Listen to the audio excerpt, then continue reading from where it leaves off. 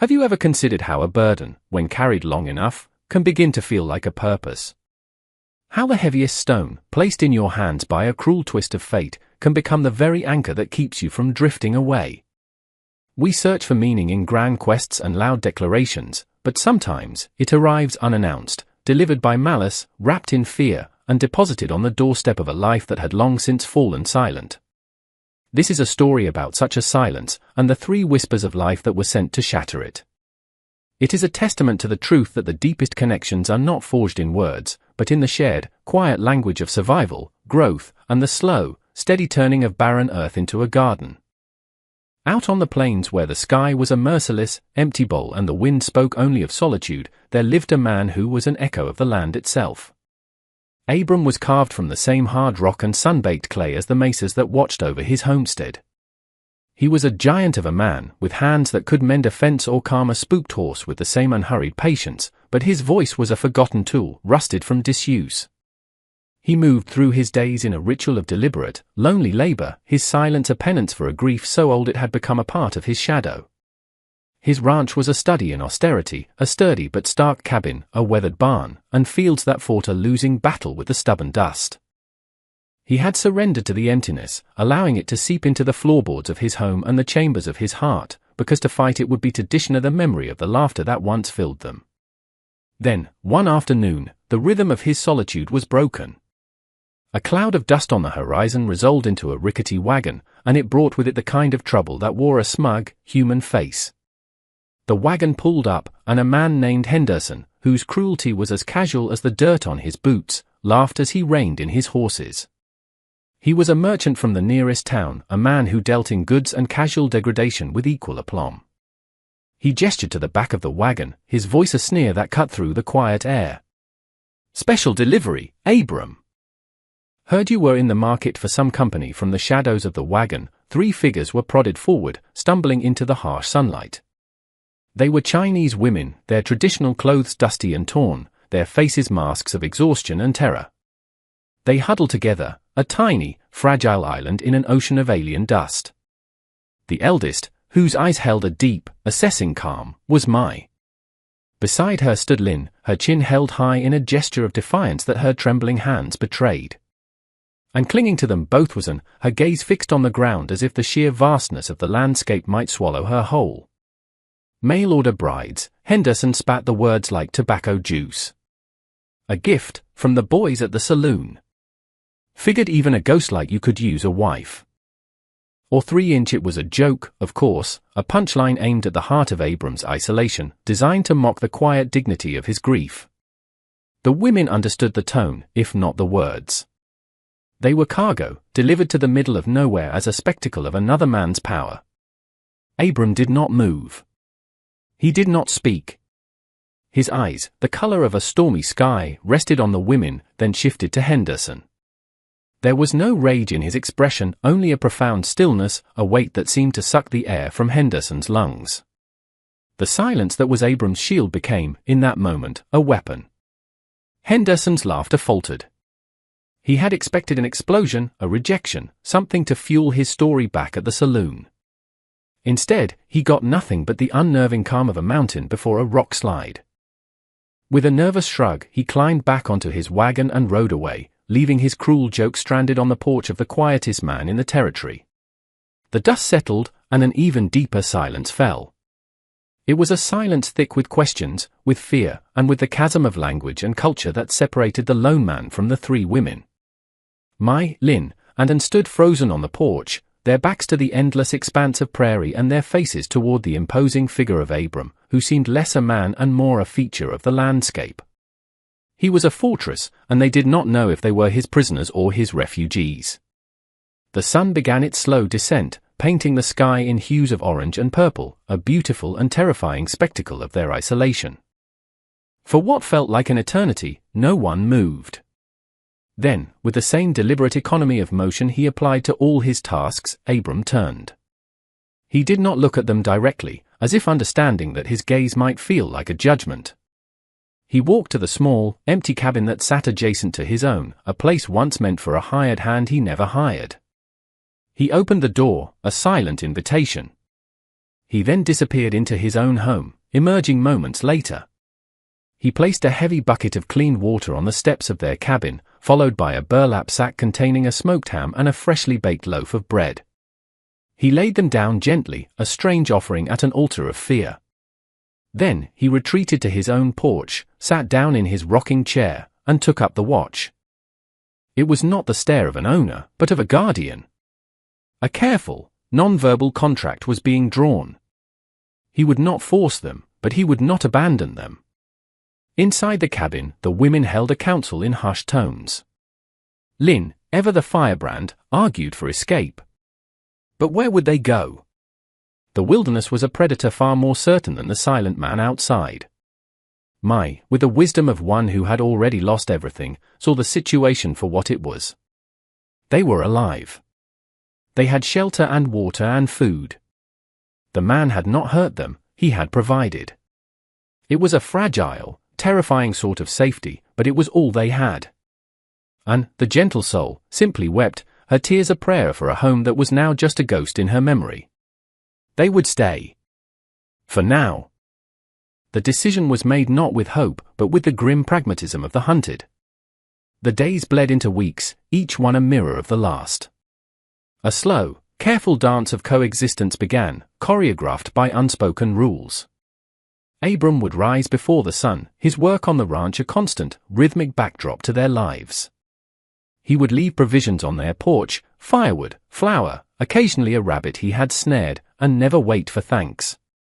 The three women, in turn, learned the contours of their gilded cage.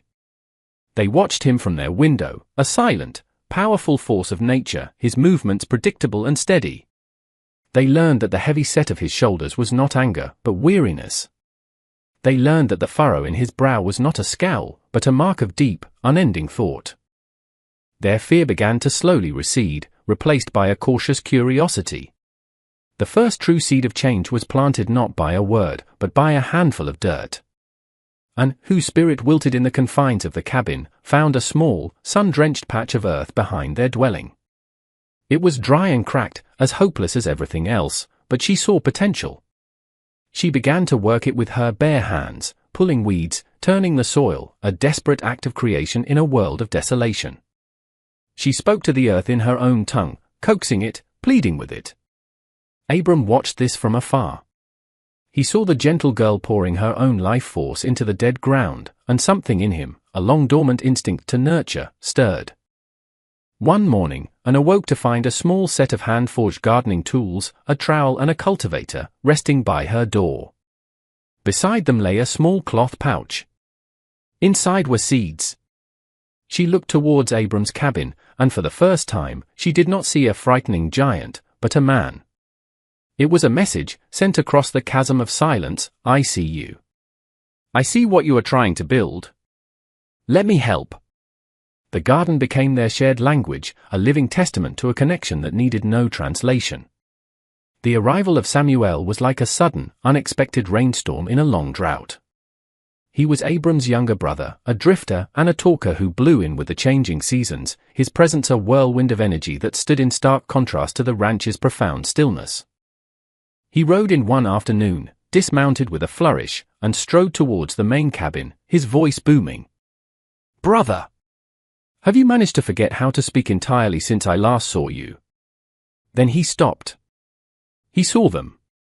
Mai, Lin, and An were tending to their now thriving garden, their colorful clothes a vibrant splash against the muted browns of the landscape. Samuel's jaw went slack. He looked from the three women to his brother, who stood on the porch, his expression unreadable as ever. "Abram," Samuel said, his voice a low whisper.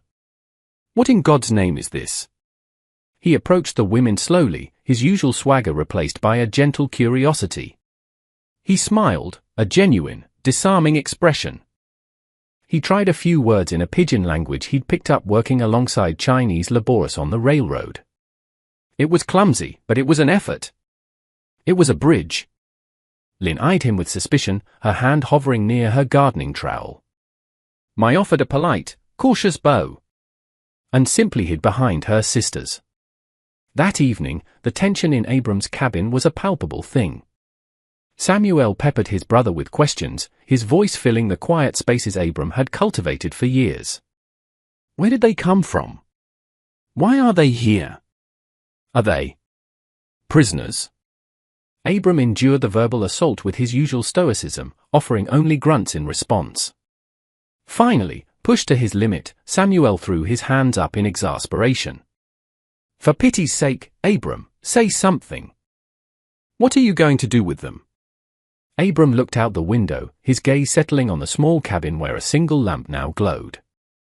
His voice, when it came, was rough from disuse, like stones grinding together. They say it was not an explanation. It was a verdict. And Samuel knew his brother well enough to understand it was final. Samuel, unable to extract a story from his brother, decided to build one himself. He became the link, the translator, the jester in this silent court. He saw the fear in the women's eyes and made it his mission to replace it with something else. He learned their names, repeating them carefully until the sounds felt familiar on his tongue. He brought them gifts from his saddlebags, a small mirror for Mai, a brightly colored ribbon for Anne, and a worn but fascinating book of sketches for the ever-skeptical Lynn. It was Lynn who provided the greatest challenge, and therefore, the greatest entertainment.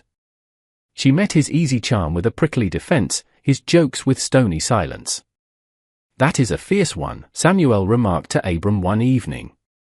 She looks at me like I'm a wolf and she's the last chicken. Abram merely grunted, but a flicker of something, perhaps amusement, passed through his eyes. The humor was subtle, born of Samuel's persistence and Lynn's gradual, reluctant thawing. He would tease her about the ferocity with which she attacked the weeds in her garden, and she would retort in her own language, the meaning perfectly clear in her sharp tone, which only made him laugh harder. The first shared meal was Samuel's doing. He insisted, orchestrating the entire affair. He brought a table out into the yard, halfway between the two cabins, a neutral ground. And, with quiet pride, contributed the first harvest from her garden, tender greens and bright red radishes. The meal was awkward, a mosaic of clashing customs and halting communication, but it was a beginning. Samuel filled the silence with stories, acting them out with grand gestures, making them all laugh despite themselves. He held up a piece of Anne's radish.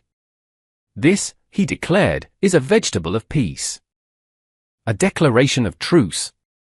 Lynn rolled her eyes, but Mai smiled, and for the first time since their arrival, Abram saw the ghost of a smile on his own brother's face reflected in the faces of the women.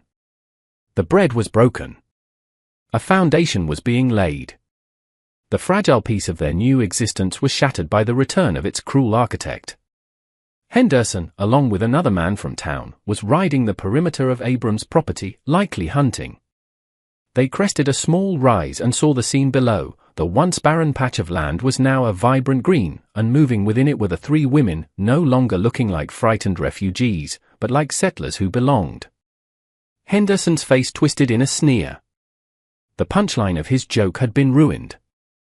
He had intended to break Abram, to highlight his pathetic solitude, but it seemed the silent giant had simply absorbed the blow and transformed it. Spurred by a petty rage, he urged his horse down the slope, his companion following. They reined in just at the edge of the garden, their presence a sudden, jarring intrusion. "Well, well," Henderson called out, his voice dripping with condescension. "Looks like my little joke took root, Abram. They clean up nice. Maybe I'll take one back with me for all my trouble." Lynn straightened up, her hand gripping her trowel like a dagger. Mai instinctively moved to shield Anne. But before any of them could react, a shadow fell over them. Abram had moved from the barn with a speed that was terrifying in a man his size. He didn't run, he simply appeared, planting himself between Henderson's horse and the women. He said nothing. He did not have to. His entire being was a single, unambiguous word, no. The air crackled with a tension that was more potent than any shouted threat. Abram's stillness was the promise of absolute violence, a coiled spring of protective fury. Henderson, for all his bluster, was a coward.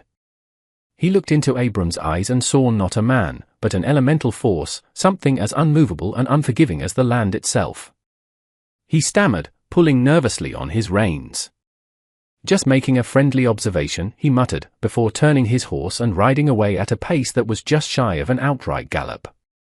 The women watched him go, then turned to look at Abram. The fear was gone, replaced by a new, profound understanding. He wasn't their captor. He wasn't their host. He was their protector. In that moment, on that patch of cultivated earth, they stopped being survivors and started being a family. The incident with Henderson was a crucible, burning away the last vestiges of mistrust. The bond that had been slowly growing in the quiet spaces between them was now forged in the fire of a shared threat. They were no longer three separate women and one solitary man, they were a single unit, a fortress of fur against the outside world. With Samuel acting as an increasingly adept interpreter, their stories began to be told. Over the soft light of the evening fire, Mai spoke. She told of a village in Guangdong, of promises of a good life in America, of husbands waiting for them in a golden land. She spoke of the voyage, the sickness, the crushing disillusionment upon arriving only to be treated as property, sold and traded until they ended up as the punchline to Henderson's cruel joke. As she spoke, Abram listened, his face impassive but his eyes holding a new depth of understanding. He was not just seeing their fear, he was feeling the weight of their history. The narrative shifted the balance of their strange household. They were no longer defined by their victimhood, but by their resilience. In turn, Samuel tried to unravel the mystery of his brother. One afternoon, while mending a harness, he asked the question directly. "Why, Abram? Why did you keep them? You could have sent them to the fort, to the mission in the next territory. You didn't owe them anything." Abram stopped his work, his large hand stilling over the worn leather. He looked out towards the distant mesas, his gaze turned inward, to a landscape of memory far more desolate than the one before him. "I owed a debt," he said, his voice a low rumble. It was an answer that was not an answer, a piece of a story that only opened up more questions.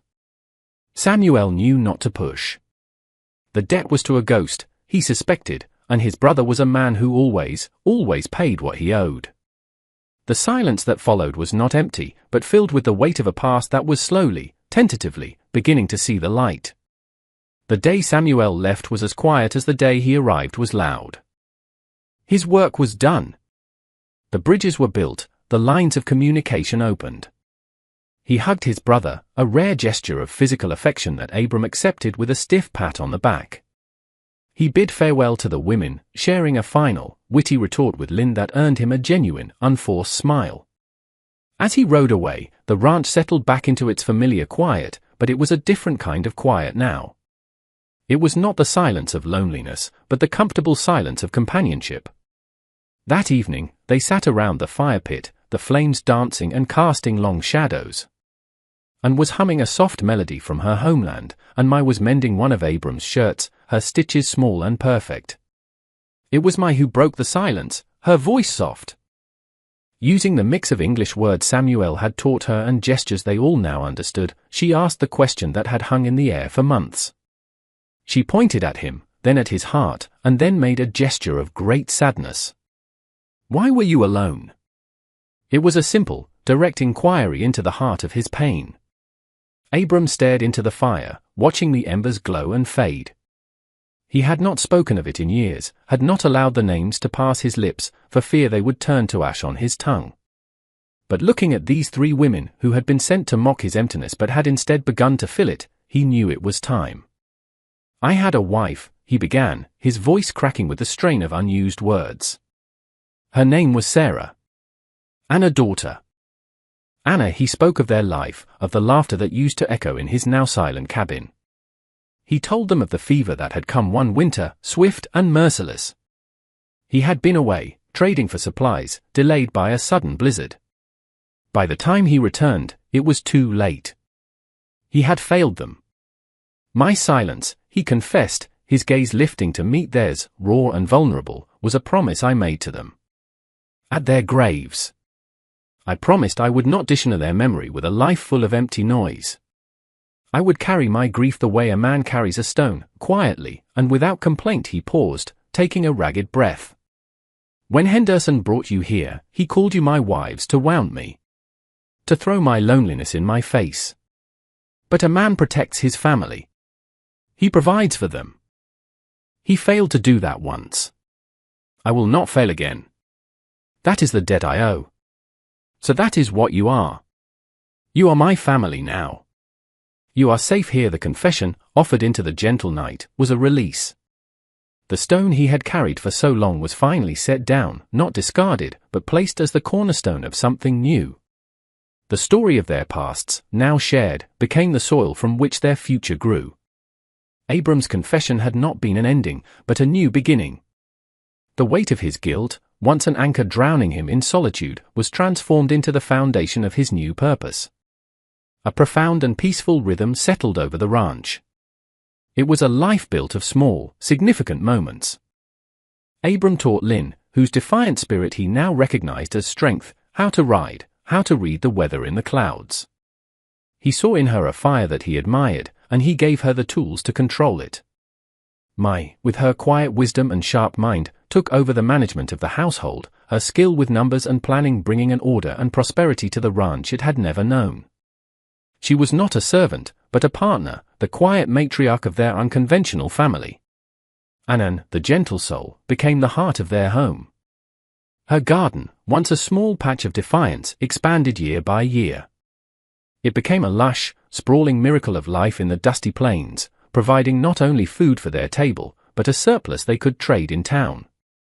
The ranch, once a reflection of Abram's barren heart, was now an oasis of color and life, a testament to their collective care.